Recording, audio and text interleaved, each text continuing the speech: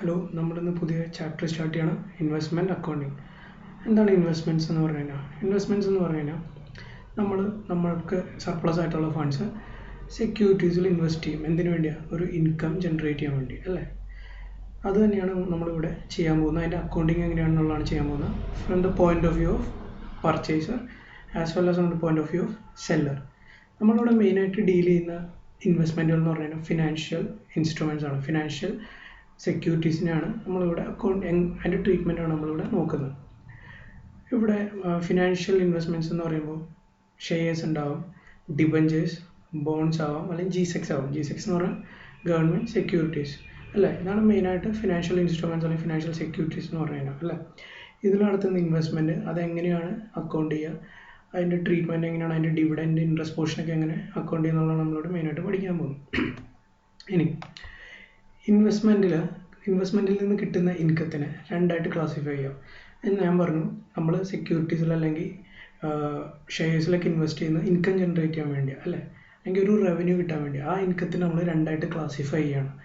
രണ്ട് type of classification എന്ന് പറയുന്നത്, ഒന്ന് ഫിക്സ്ഡ് ഇൻകം ഇൻവെസ്റ്റ്മെൻറ്റ്, രണ്ടാമത്തത് fluctuating income investment. Fixed income investment എന്ന് പറഞ്ഞാൽ എന്താ?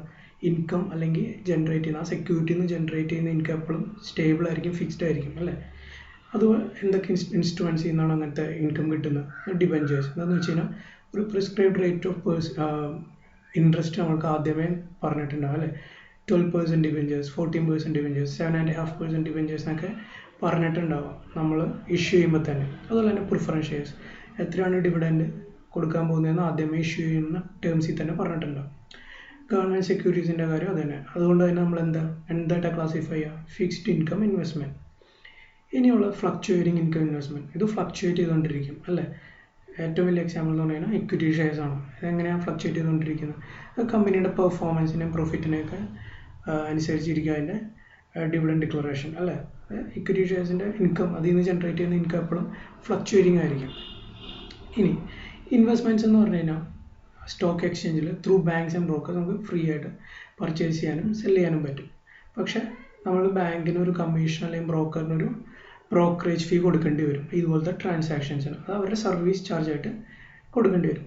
ഈ ബ്രോക്കറേജ് അല്ലെങ്കിൽ കമ്മീഷൻ ഇൻവെസ്റ്റ്മെൻറ്റിൻ്റെ കോസ്റ്റിൽ എന്ത് ചെയ്യണം? ആഡ് ചെയ്യണം. അതായത് നമ്മുടെ പർച്ചേസ് പ്രൈസിൻ്റെ ഒപ്പം ആഡ് ചെയ്യണം.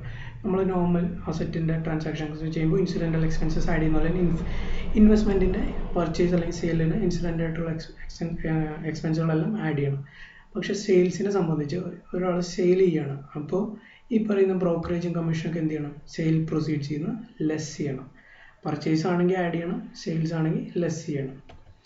ഇനി അടുത്തൊരു ഇമ്പോർട്ടൻറ്റ് ടേം എന്ന് പറഞ്ഞു കഴിഞ്ഞാൽ മാർക്കറ്റ് വാല്യൂ, അതായത് ഇൻവെസ്റ്റ്മെൻറ്റിൻ്റെ മാർക്കറ്റ് വാല്യൂ, കൂടാതെ ഫേസ് വാല്യൂ. രണ്ട് ടേമാണ് market value, face value. Market value, face value എന്താ? മാർക്കറ്റ്, അതായത് ഒരു കറൻറ്റ് പ്രൈസ്, ഷെയർ അല്ലെങ്കിൽ സെക്യൂരിറ്റീസ് ഇപ്പോൾ മാർക്കറ്റിൽ എത്ര വാല്യൂവിനാണോ അവൈലബിൾ അതിനെയാണ് മാർക്കറ്റ് വാല്യൂ എന്ന് പറയുക. ഫേസ് വാല്യൂ എന്ന് പറഞ്ഞു കഴിഞ്ഞാൽ ആ ഷെയറിൻ്റെ അല്ലെങ്കിൽ ആ സെക്യൂരിറ്റിയുടെ ബേസ് വാല്യൂ, അതായത് എത്ര രൂപയ്ക്കാണോ അത് ഇഷ്യൂ ചെയ്തത് അതിൻ്റെ നോമിനൽ എമൗണ്ടിനെയാണ് എന്താ പറയുക? Face value.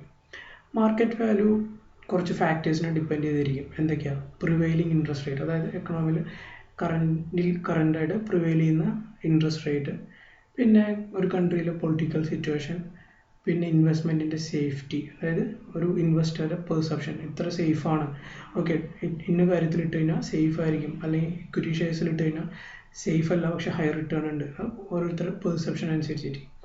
പിന്നെ chance of appreciation or depreciation in the value of investment. ഈ ഇത്രയും ഫാക്ടേഴ്സിനെ ഗവേൺ ചെയ്തിരിക്കുന്നത് market value of an investment.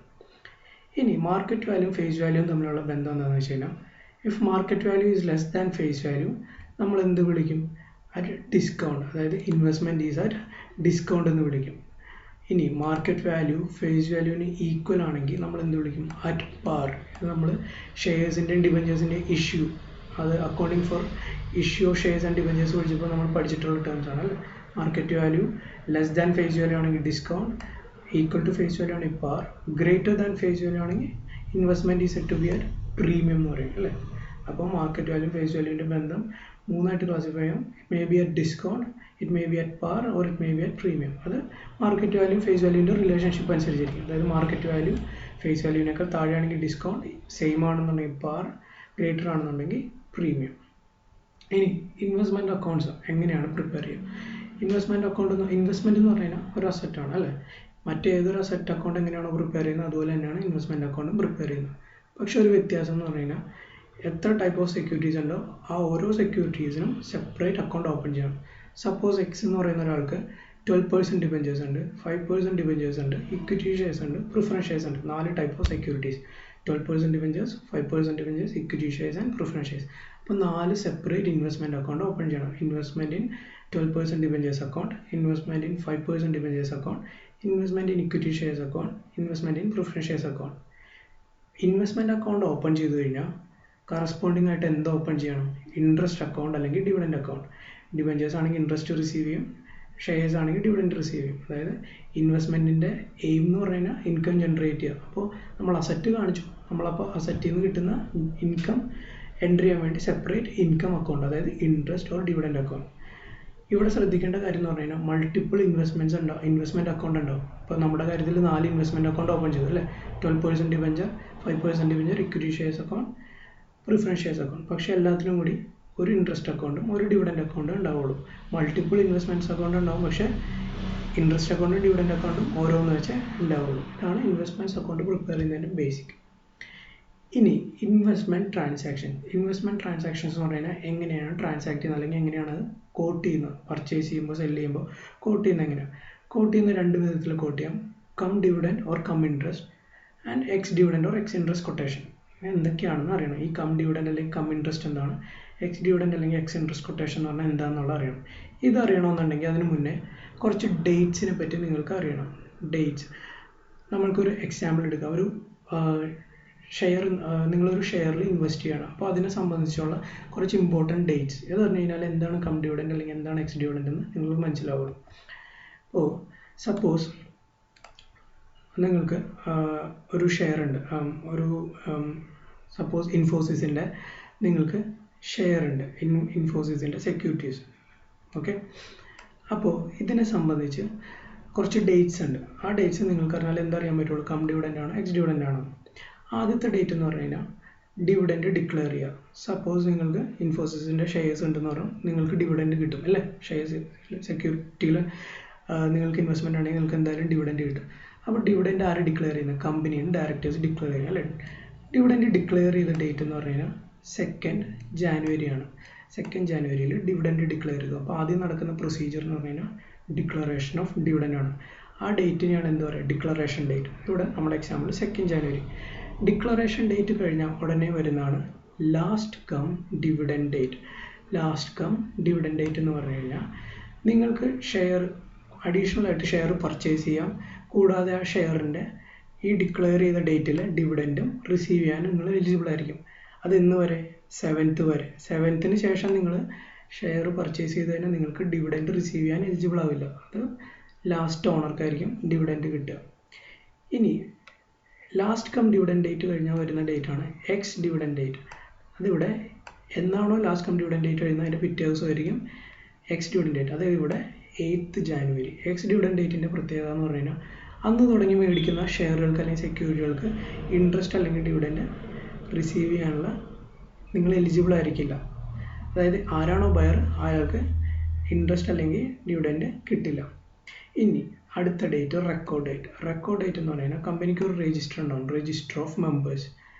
ഈ ഡേറ്റിൽ കമ്പനി എന്ത് ചെയ്യുന്നത് വെച്ച് കഴിഞ്ഞാൽ രജിസ്റ്റർ ഓഫ് മെമ്പേഴ്സ് ക്ലോസ് ചെയ്യും. ക്ലോസ് ചെയ്ത് കഴിഞ്ഞാൽ ആ ഡേറ്റിൽ ആരൊക്കെയാണോ രജിസ്റ്റർ ഓഫ് മെമ്പേഴ്സിൽ പേരുള്ള ആരുടെയൊക്കെ പേരാണ് അതിലുള്ളത് അവർക്കായിരിക്കും എന്ത് കൊടുക്കുക? ഈ 2nd January ഇഷ്യൂ ചെയ്ത് ഡിവിഡൻഡ് കൊടുക്കുക. അപ്പോൾ എന്തൊക്കെ ഡേറ്റ്? ആദ്യം ഡിവിഡൻഡ് ഡിക്ലറേഷൻ ഡേറ്റ്, പിന്നെ ലാസ്റ്റ് കം ഡിവിഡൻഡ് ഡേറ്റ്, പിന്നെ എക്സ് ഡിവിഡൻഡ് ഡേറ്റ്, പിന്നെ റെക്കോർഡ് ഡേറ്റ്. ഇനി അവസാനം 16 January, അതായത് ഈ ഡിക്ലെയർ ചെയ്ത ഡിവിഡൻഡ് പേ ചെയ്തു. അതാണ് ഏറ്റവും ലാസ്റ്റ് വരുന്ന പ്രൊസീജിയർ. അപ്പോൾ 5 dates ആണ് ഇമ്പോർട്ടൻ്റ് ആയിട്ടുള്ളത്. ഡിക്ലറേഷൻ ഡേറ്റ്, എന്നാണോ ഡിവിഡൻഡ് ഡിക്ലെയർ ചെയ്യുന്നത് അന്ന്. ലാസ്റ്റ് കം ഡിവിഡൻഡ് ഡേറ്റ്, നിങ്ങൾക്ക് അന്ന് വരെ എന്ത് പർച്ചേസ് ചെയ്യാം? സെക്യൂരിറ്റി പർച്ചേസ് ചെയ്യാം, കൂടാതെ ഡിവിഡൻഡിന് എലിജിബിൾ ആവാം. അതിന് പിറ്റേ ദിവസം മുതൽ ഷെയർ പർച്ചേസ് ചെയ്ത് നിങ്ങൾക്ക് ഡിവിഡൻഡ് എലിജിബിൾ ആവില്ല. പിന്നെ ഉള്ളത് റെക്കോർഡ് ഡേറ്റ്. എന്നാൽ ആരൊക്കെയാണോ രജിസ്റ്ററിലുള്ളതെന്ന് കമ്പനി ഐഡൻറ്റിഫൈ ചെയ്യുന്ന ദിവസം അന്ന് രജിസ്റ്റർ ഓഫ് മെമ്പേഴ്സ് ക്ലോസ് ചെയ്യും. ലാസ്റ്റ് വരുന്ന പേയ്മെൻറ്റ് ഡേറ്റ്. മനസ്സിലായോ? എക്സ് ഡിവിഡൻഡ് ഡേറ്റിൽ എലിജിബിൾ ആവില്ല ഡിവിഡൻഡിന് എന്ന് പറഞ്ഞു. എന്ന് തുടങ്ങി എലിജിബിൾ ആവും? പേയ്മെൻറ്റ് കഴിഞ്ഞ് പിന്നത്തെ സൈക്കിൾ മുതൽ ആ ബയർ എലിജിബിൾ ആയിരിക്കും. ഇനി കം ഡിവിഡൻഡ് അല്ലെങ്കിൽ കം ഇൻട്രസ്റ്റ് കൊട്ടേഷൻ.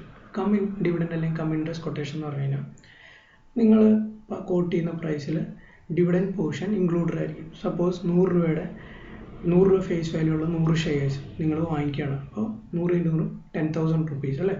ഈ 100 രൂപയുടെ ഷെയർസ് വാങ്ങിക്കുമ്പോൾ ഫേസ് വാല്യൂ 100 രൂപയാണ്, നിങ്ങൾ വാങ്ങിക്കുന്നത് 120 രൂപയ്ക്കാണ്. സപ്പോസ് 100 രൂപയുടെ ഫേസ് വാല്യൂ ഉള്ള ഷെയർ നിങ്ങൾ 120 രൂപ കം ഡിവിഡൻറ്റിന് വാങ്ങിച്ചു, അല്ലെങ്കിൽ കം ഡിവിഡൻറ്റ് 120 രൂപയ്ക്ക് കോട്ട് ചെയ്തു എന്ന് പറഞ്ഞാൽ എന്താ മീൻ ചെയ്യുന്നതെന്ന് വെച്ച് കഴിഞ്ഞാൽ ആ 120 രൂപയിൽ ഡിവിഡൻറ്റ് പോർഷൻ ഉണ്ട്. ഇങ്ങനെയായിരിക്കും കോട്ട് ചെയ്യുക. 100 shares of 100 rupees each quoted at 120 cum dividend. അതായത് 120ൽ ഡിവിഡൻറ്റ് പോർഷനും ഇൻക്ലൂഡഡ് ആണ്. നിങ്ങൾ ഡിവിഡൻറ്റ് റിസീവ് ചെയ്യാൻ എലിജിബിൾ ആണ് ആ ഡേറ്റിൽ. ഇതുപോലെ തന്നെ സെയിൽ ട്രാൻസാക്ഷൻ ആണെങ്കിൽ അതിൽ റിസീവ് ചെയ്യുമ്പോൾ സെയിൽ പ്രൊസീഡ് റിസീവ് ചെയ്യുമ്പോൾ അതിൽ ഡിവിഡൻറ്റ് പോർഷനും ഉണ്ടാവും. എക്സ് ഡിവിഡൻറ്റ് എന്ന് പറഞ്ഞാൽ എന്താ? കം ഡിവിഡൻറ്റിൻ്റെ ഓപ്പോസിറ്റാണ്. ആ കൊട്ടേഷനിൽ ഡിവിഡൻറ്റിൻ്റെ പോർഷൻ ഉണ്ടാവില്ല. 100 shares of 100 rupees face value quoted 120 ex dividend എന്ന് പറഞ്ഞു കഴിഞ്ഞാൽ ആ 120ൽ ഡിവിഡൻറ്റ് പോർഷൻ ഉണ്ടാവില്ല. സെയിൽസ് പ്രൊസീഡ്സിൽ എന്തുണ്ടാവില്ല? ഡിവിഡൻറ്റ് പോർഷൻ അല്ലെങ്കിൽ ഇൻട്രസ്റ്റ് പോർഷൻ ഉണ്ടാവില്ല. ഇതാണ് ഒരു ഇൻവെസ്റ്റ്മെൻറ്റിനെ സംബന്ധിച്ച് important terms, ex dividend, cum dividend. ഇതിനെ സംബന്ധിച്ചുള്ള പ്രോബ്ലംസ് അടുത്ത സെഷനിൽ നമുക്ക് ചെയ്യാം.